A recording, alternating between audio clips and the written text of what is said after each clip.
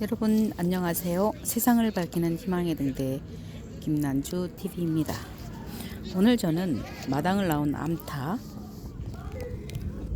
해설 읽어보도록 하겠습니다. 이 책을 읽은 어린이들에게 아동문학 평론가 김서정님의 글이 되겠습니다. 소망을 굳게 간직하고 실천하는 암탉 이야기라는 제목의 글이에요. 마당을 나온 암탉에는 세 종류의 암탉이 있습니다.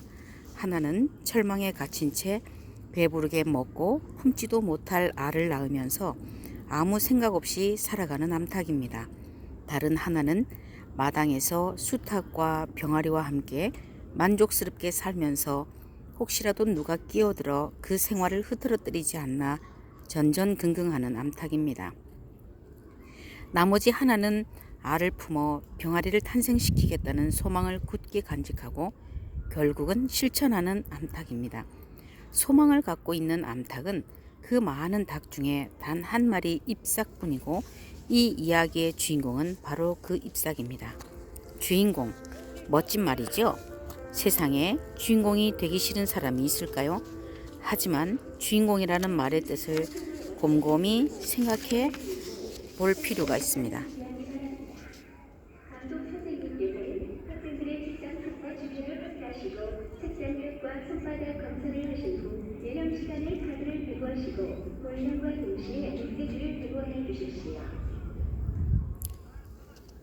무대에 서는 가수나 연기자처럼 다른 이들의 시선을 한 몸에 받는 사람만 주인공이라고 하는 것은 아닙니다. 오히려 진짜 주인공은 남들이 자기를 알아주거나 칭찬해주지 않아도 자기 삶을 자기 뜻대로 용감하게 열심히 살아가는 사람입니다.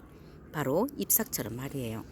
양계장에서 주는 대로 먹고 알이나 쑥쑥 낳아주면서 살면 얼마나 편할까요? 하지만 그렇게 사는 건 암탉으로서의 삶이 아니라고 잎삭은 생각합니다. 암탉으로 태어났으니까 암탉답게 살겠다는 게 잎삭의 다짐입니다.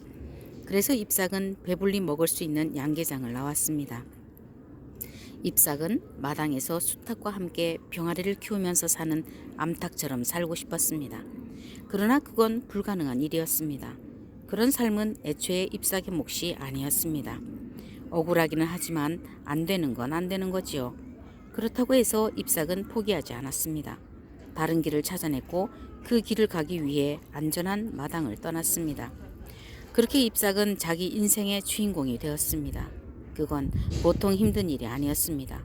굶주려야 했고 추위에 떨어야 했고 다른 동물들의 따돌림에 외로움을 견뎌야 했고 족제비의 위험 앞에서 몇 번이고 죽음을 무릅써야 했습니다. 그렇게 힘겹게 살면서도 얻은 것은 별로 없어 보입니다. 집도 없이 떠돌아다녀야 했고 자기 알도 아닌 오리알을 품어 아기 오리를 키웠지만 아기 오리 초록머리는 동료인 야생 오리떼에 섞여 잎삭을 떠났으니까요. 늙고 비쩍 마르고 털은 다 빠져 볼품없어진 잎삭은 결국 오랫동안 자기를 노려왔던 족제비에게 잡아먹히고 맙니다. 그게 뭐야? 그게 무슨 주인공이야? 이런 생각이 드나요? 그렇다면 가만히 견주어 보세요. 양계장의 닭은 무슨 생각을 하면서 어떤 삶을 사는가? 마당에 사는 닭은? 마당을 나온 암탉 잎삭은? 그리고 그런 식으로 사람의 삶에 대해 생각해 보세요. 양계장 닭처럼 사는 사람, 마당에 암탉처럼 사는 사람, 잎삭처럼 사는 사람. 세상에는 정말 여러 가지 삶이 있습니다. 나는 어떻게 살고 있는가, 어떻게 살고 싶은가를 생각해 보세요. 그렇습니다. 마당을 나온 암탉은 단순히 야생 오리를 키운 좀 기이한 암탉 이야기가 아닙니다. 나는 누구이며 어떻게 살아야 하는가 하는 삶에 대한 기본적인 질문과 반성을 하게 만드는 이야기입니다. 아이들에게는 어렵다고요? 아닙니다. 나이가 몇이건 생활 환경이 어떻든 간에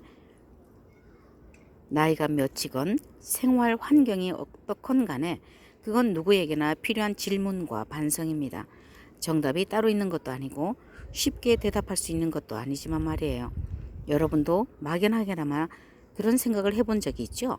그런 생각을 좀 더 깊이 가다듬고 발전시키게 만드는 것이 바로 동화, 그러니까 문학이 하는 일 가운데 하나입니다.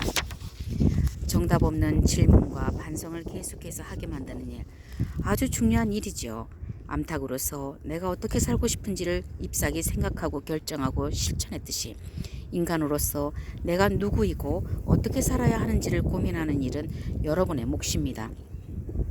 그것 말고도 이 동화에는 중요한 읽을거리가 또 있습니다. 잎사귀 이야기에 재미있어하고 긴장하고 궁금해하고 가슴 아파하고 그래서 여러 가지 생각을 하게 만드는 솜씨, 말하자면 문학적 장치입니다. 마당을 나온 암탉은 짜임새 있는 문학적 장치가 많은 동화입니다. 몇 가지만 찾아볼까요? 가장 눈에 띄는 점은 먹고 먹히는 이야기가 많다는 것입니다. 이 먹고 먹히는 이야기는 그저 배를 채우는 차원을 넘어서 삶과 죽음의 문제와 이어집니다. 하지만 먹는 일은 사는 일, 그러니까 좋은 일, 먹히는 일은 죽는 일, 그러니까 나쁜 일이라는 단순한 구분으로 끝나지 않고 복잡하게 얽혀 있습니다.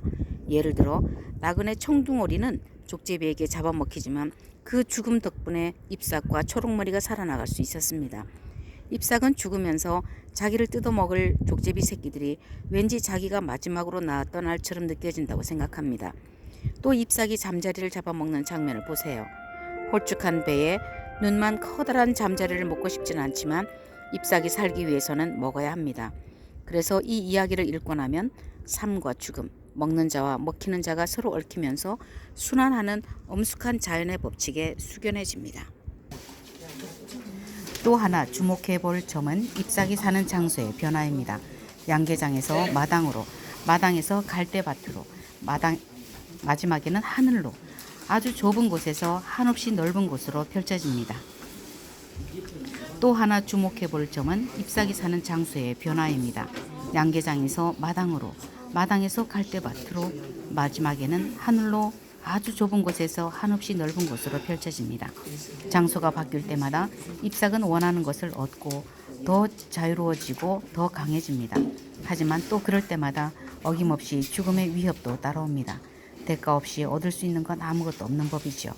어디에 살건 잎삭의 자리는 늘 안전한 한가운데가 아니라 찬바람 불고 비 들이치고 외롭고 위험한 가장자리였습니다. 그러나 잎삭은 군소리 없이 견디며 지냈습니다. 아니, 오히려 바깥 세상을 볼 수 있어서 초록머리를 지킬 수 있어서 스스로 가장자리를 찾아갔습니다. 소망은 그렇게 혹독한 자리에서 싹트고 자라나 꽃 피울 때 더 아름다운 법이죠. 가장자리를 견뎌낸 잎삭, 제 이름을 제가 지은 잎삭, 자기와 다르게 생긴 아기 오리를 지극한 사랑으로 키워낸 뒤 놓아보내준 잎삭은 마침내 눈부시게 파란 하늘에서 크고 아름다운 날개로 바람을 가르며 날 수 있게 되었습니다. 양계장과 마당에서 살던 닭들도 그렇게 되었을까요? 아마 아닐 겁니다.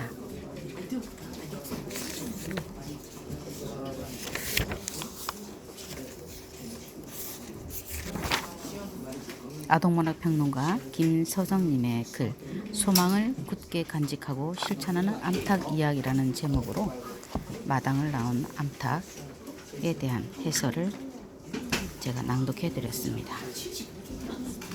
일독을 권합니다. 감사합니다.